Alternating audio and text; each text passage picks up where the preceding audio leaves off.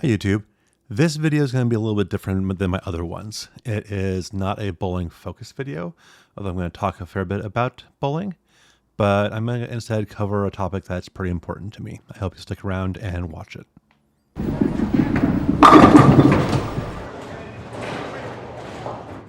We are entering April, which depending on which organization you ask is either Autism Awareness Month or Autism Acceptance Month. I think that both of those ideals do dovetail pretty nicely, so I sort of use both. To me, raising awareness of autism doesn't just mean saying, hey, this exists. It's about increasing knowledge of what it actually is and how it affects autistic people. And learning to understand more about autistic people generally leads to more acceptance. As you've probably noticed from my videos splash screen and from my bowling jerseys, I'm a supporter of ASAN, the Autistic Self-Advocacy Network. I don't accept any money from them. They're not a sponsor of my channel, but rather I've committed to donating half the proceeds this channel may eventually generate to that group. Also, at various places on my channel, you may notice that I have a link to an ongoing GoFundMe fundraiser that donates directly to that organization. None of that money goes to me. ASAN is a group that promotes the inclusion of autistic people in any decisions made about them, something that governments and some notable autism organizations tend to be really bad at. I'm not going to name names, but if you do research, you'll find the good ones and the bad ones. The reason this topic is important to me is pretty simple. I'm autistic. I was diagnosed as being on the autism spectrum about 5 years ago, and it was a pretty life-changing thing. Suddenly, a lot of stuff about my life made sense, and I was able to make a lot of internal changes that improved my life significantly. Being aware of what my tendencies and needs are has allowed me to make changes and be comfortable with myself in ways that I hadn't really felt before. So I'm pretty passionate about raising awareness of what it means to be autistic and advocating for folks to be aware of what that means. Autism in general covers a very wide range of disabilities and tendencies. ASAN describes 6 things that many autistic people have in common, though the exact way in which they apply varies greatly. I'm going to go ahead and touch on these in order, talk about where I fall within that aspect of the spectrum, and then describe how bowling can interact with that particular trait. This document is going to be linked in the description of this video below.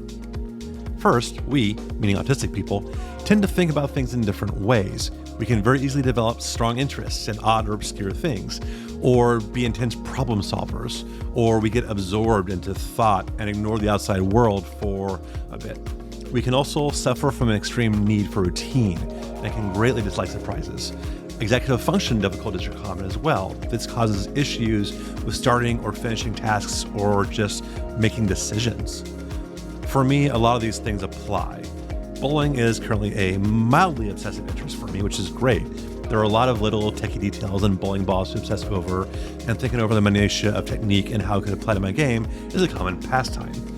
I have become a pretty active participant on Luke Rosdahl's Discord server because it's given me an outlet and a resource to spend time with those thoughts constructively. At the same time, bowling can be a really frustrating game because you're dealing with oil, an invisible game element, and if you're not extremely good at the game, you're going to have variances and inconsistencies, which can be very challenging to overcome for neurotypical people, but especially if you're autistic. More than once, I have found myself being very frustrated and self-annoyed over my inability to simply throw the same shot multiple times in a row. Second, we often have a difficult time with our senses. For some, that means being extra sensitive to sound, light, or smell. Others may not notice pain or hunger. We also commonly seek out sensations, whether through contorting our body when it rests or through creating repetitive body motion, which can be referred to as stimming. This is a very common thing that I kind of do to sort of like shake things out. The sensory challenges are probably my number one challenge when it comes to being autistic. Loud noises in particular can overwhelm me and leave me unable to process things. I carry earplugs on my bowling bag, so if the house has the music up really loud, I can work to tune it out. And if I'm in a large league with a lot of people being very, very loud, especially if they're drinking heavily, that can just fill my head and prevent me from really focusing and making game adjustments.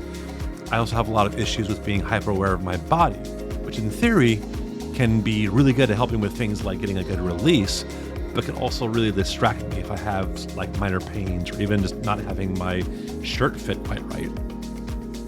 That said, bowling is an amazing sport for me because it focuses entirely upon repetitive motion. The ideal bowling approach is to essentially at least do the same thing every single time, leaving aside things like adjusting ball speed or release angle and such. So when I go practice, it's really easy for me to just get into a groove and keep the feeling of a good shot over and over and over again. It also can make bowling alone into a very nice, nearly meditative activity. The third common thing is that autistic people tend to move differently from others. We might have trouble with motor skills or coordination, and speech can be hard due to how much coordination it requires. You've probably heard me stumble over words a lot in this or other videos. That's just the way I talk. And all the efforts I can do to enunciate and go slow take a lot of effort. A particularly strong disability in this area can result in being nonverbal, though autistic folks who are nonverbal can still understand what others are saying. This is something I don't often have a lot of challenges with in terms of body motion in bowling. My infamous fall was due to sticking, not body movement issues. But I do move weirdly sometimes. I cut corners when walking. I bump into doorknobs a lot because of it. And I often seem to strike weird poses when I'm being expressive. I often laugh at myself when I'm editing my videos and see myself rotate on one foot while making a face. This is an area where bowling is also excellent, however. It's a sport that, being simple and repetitive, can allow an autistic person to get familiar with how their body moves. It also tends to be a very forgiving sport in terms of how a bowler actually moves, as long as they end up in the right place at release. The diverse approach and releases visible on the PBA Tour alone show that. Compare Jason Belmonte, Chris Prather, and Jacob Buttroff. They all couldn't be any more different, but they're all still multiple-time PBA champions. I'm going to combine the fourth and fifth elements because they are very closely related. We tend to communicate and we socialize in ways that might not always make sense to others.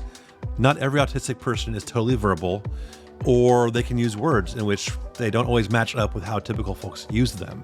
And at the same time, we don't necessarily get social rules that others have made up, and we tend to do word expressions or body language. Remember what I said about movement? And reading facial expressions can be very, very difficult for us. This doesn't generally affect me much in bowling context, except for certain expected social aspects. It doesn't come across in my videos, but I am extremely awkward in social settings, which I don't have a good context. I basically have a script for things like, how are you? And if I need to go beyond that, I get real clumsy real fast. On the other hand, if I have a subject to talk about that I have a strong interest in, I can sort of just go off and be a real chatterbox, which, bowling is a good subject matter to talk about, hence this vlog. That all said, the nice thing about bowling is that it can be a solitary sport. You don't need to rely on a team of others with whom you have to communicate elegantly. Tournaments are very commonly run as a singles format, and even if you're on a team, as long as they know that you find it a little bit challenging to interact with people, you can still support your team clearly through your bowling or talking about things in the context of bowling. You don't have to be social to be a good teammate. It can make things more interesting and more fun sometimes for some people, but it's not necessary. And finally, many autistic people need help with daily living. Society is not built for autistic people. It's built around people with typical brains and bodies.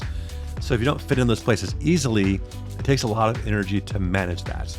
On top of that, just being autistic can sometimes make day-to-day things very, very difficult. On a bowling level, I don't often run into this problem except if I'd hurt myself. If that happens, I can sometimes be sort of overwhelmed with sensation from the pain. I need some help getting settled before I get home. And I do need reminders about doing things like ball maintenance and keeping my head in the game. Otherwise, I have so much context for managing things in a bowling environment that it's a very comfortable space for me. I've been around bowling literally since I was 5 or 6 years old. But I do tend to run into this challenge a lot in the rest of my life. My wife often has to help me with things like managing around the house or doing phone calls if I run into social anxiety about interacting with somebody, or help me get through a crisis brought on by being overwhelmed by sensory or emotional issues. Overall, though, bowling is a very, very positive part of my life. It's been especially important to me as an autistic person because it gives me an activity that I'm familiar with and I'm pretty good at. It gives me an outlet for creativity and physical activity, as well as a little bit of social interaction, but not too much. Bowling has also given me a lot of incentive to do things like work on various parts of my body. It also gives me the occasional opportunity to do a bit of advocacy. I have a lot of goals within the game of bowling, and they serve me very, very well. And that is really why it works so well for me, being autistic.